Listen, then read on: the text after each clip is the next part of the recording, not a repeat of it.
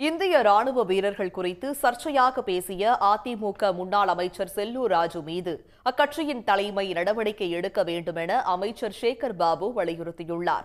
முன்னாள் ராணுவ வீரர்கள் சங்கமும் கண்டனம் தெரிவித்த நிலையில் அதிமுக தலைமையின் நிலைப்பாட்டை திண்டுக்கல் சீனிவாசன் விளக்கியுள்ளார்.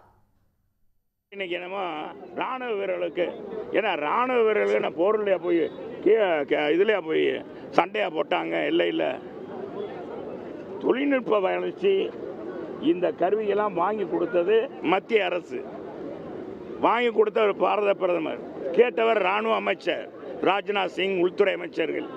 இவர்கள் தான் எந்தெந்த இது வாங்கணும், நம்ம ஆயுதங்கள் எப்படி தாக்கலாம், எதிரிகள் வந்தால் எப்படி தாக்குவது என்பதை அவங்க தான் உன்னிப்பாக. முதல்ல நீ பாராட்ட வேண்டியது யாரை?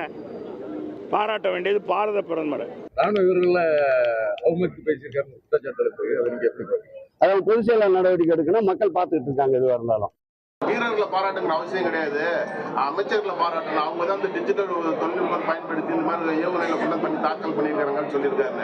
அது நீ இப்படி பார்க்குறேன். போர் வீரர்களை எங்களுடைய கண்ணின் இமைகளாக கருதுகிறோம் என்று சொல்லி அந்த நம்முடைய உயிர் பலியை செய்து இந்த நாட்டுக்கு தியாகம் செய்கின்ற போர் வீரர்களை நாங்கள் மதிக்கிறோம், போற்றுகிறோம், வணங்குகிறோம் என்று தமிழ்நாட்டினுடைய அதிமுக கழகத்தின் பொதுச் செயலாளர் திரு புரட்சி தமிழர் எடப்பாடியார் சொன்ன கருத்து தான் எங்களுடைய கருத்து. உடனுக்குடன் செய்திகளை தெரிந்து கொள்ள சன் நியூஸ் பெல் ஐகானை கிளிக் பண்ணுங்க.